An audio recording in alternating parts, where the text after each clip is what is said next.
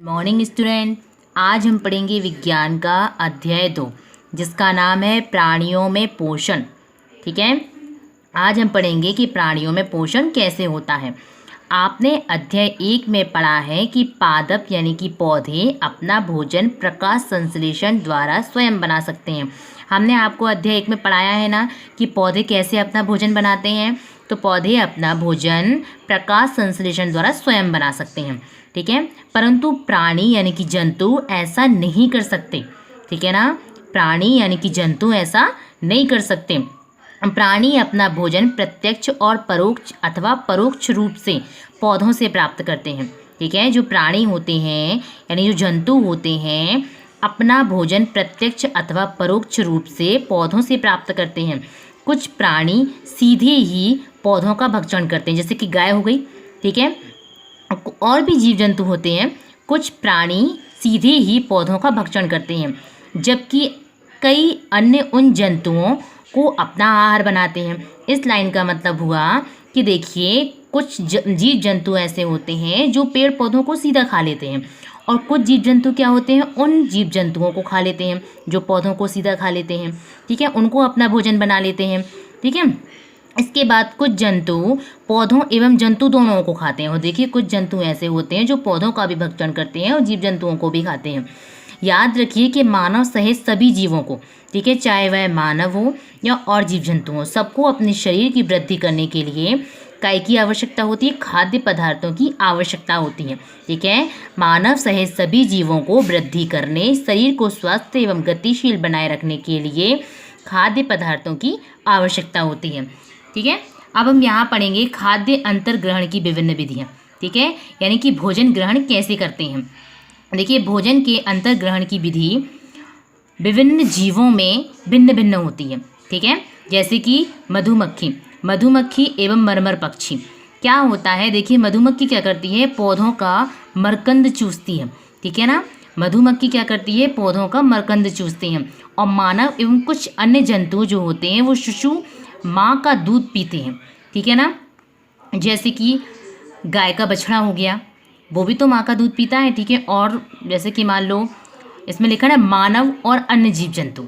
ठीक है, तो मानव एवं कुछ अन्य जंतुओं में शिशु माँ का दूध पीते हैं। और अजगर जैसे सर्प होते हैं वंश के प्राणी, वो अपने शिकार को क्या करते हैं, समूचा ही निगल जाते हैं।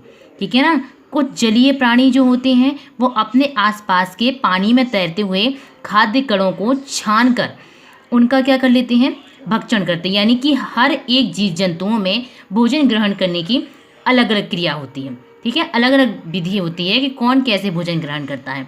ठीक है, इसके बाद मानव में पाचन पढ़ेंगे हम। देखिए, हम अपने मुख द्वारा भोजन का अंतर ग्रहण करते हैं। हम भोजन को कैसे खाते हैं, हम भोजन को अपने मुंह से खाते हैं। ठीक है, इसे पचाते हैं और फिर इसका क्या करते हैं, उपयोग करते हैं।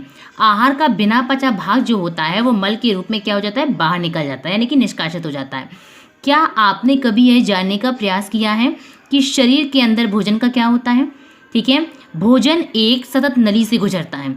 हम जब भोजन करते हैं तो जो भोजन होता है वो एक पतली नली के अंदर से गुजरता है। ठीक है, भोजन एक सतत नली से गुजरता है जिसे क्या कहते हैं हम, नहीं, जो मुख गुहिका से प्रारंभ होकर गुदा तक जाती है। ठीक है, इस नली को विभिन्न भागों में बांटा जा सकता है। पहला होता है मुख गुहिका, दूसरा होता है ग्रास नली या ग्रसिका, तीसरा आमाशय, चौथा क्षुदांत्र, पांचवा बृहदांत्र या बड़ी आंत। ठीक है, क्षुदांत्र को छोटी आंत बोलते हैं, बृहदांत्र को बड़ी आंत बोलते हैं, जो मलाशय से क्या होती है, जुड़ी होती है। देखिए, मल द्वार अथवा गुदा, क्या यह बहुत लंबा मार्ग नहीं है। ये सभी भाग मिलकर आहार नाल या पाचन नली का क्या करते हैं, निर्माण करते हैं। यानी इन सब से मिलकर काय का निर्माण होता है, पाचन नली का निर्माण होता है। जैसे जैसे देखिए, जैसे जैसे भोजन विभिन्न भागों से गुजरता है, इसके विभिन्न घटकों का पाचन भी क्रमिक रूप से क्या होता जाता है। ठीक है, आमाशय की आंतरिक भित्ति, क्षुदांत्र तथा आहार नाल से संबद्ध विभिन्न ग्रंथियां, जैसे कि लाल ग्रंथि होती है, यकृत, अग्नाशय होती है, पाचक रस स्रावित करती है, यानी कि जो हमारे शरीर में जो अग्नाशय होती है वो क्या करती है, पाचक रस स्रावित करती है। यानी कि अग्नाशय में क्या होते हैं, इंसुलिन होते हैं, ठीक है।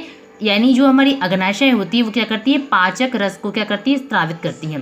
पाचक रस जटिल पदार्थों को उनके सरल रूप में बदल देते हैं। यानी कि जो पाचक रस होते हैं ना, हमारे शरीर के जो पाचक रस होते हैं वो क्या करते हैं, जटिल पदार्थों को उनके सरल रूप में क्या कर देते हैं, बदल देते हैं, ठीक है। और आहार नाल एवं संबद्ध ग्रंथियां मिलकर पाचन तंत्र का फिर क्या करती हैं, निर्माण करती हैं।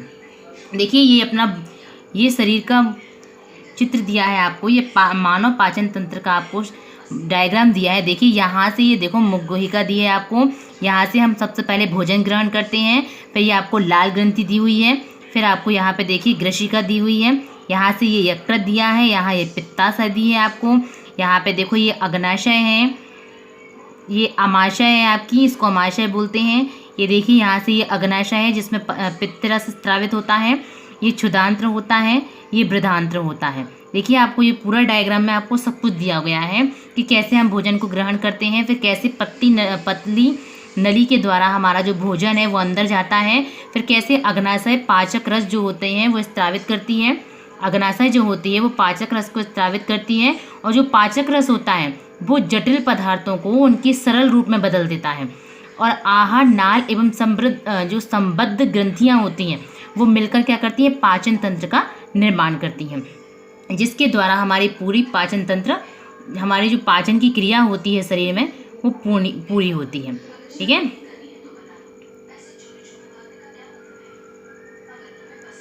इसके बाद देखिए मुख एवं मुखगुहिका, भोजन का अंतर्ग्रहण मुख द्वारा होता है, यानी कि सबसे पहले हम भोजन को मुख के द्वारा ग्रहण करते हैं, ठीक है।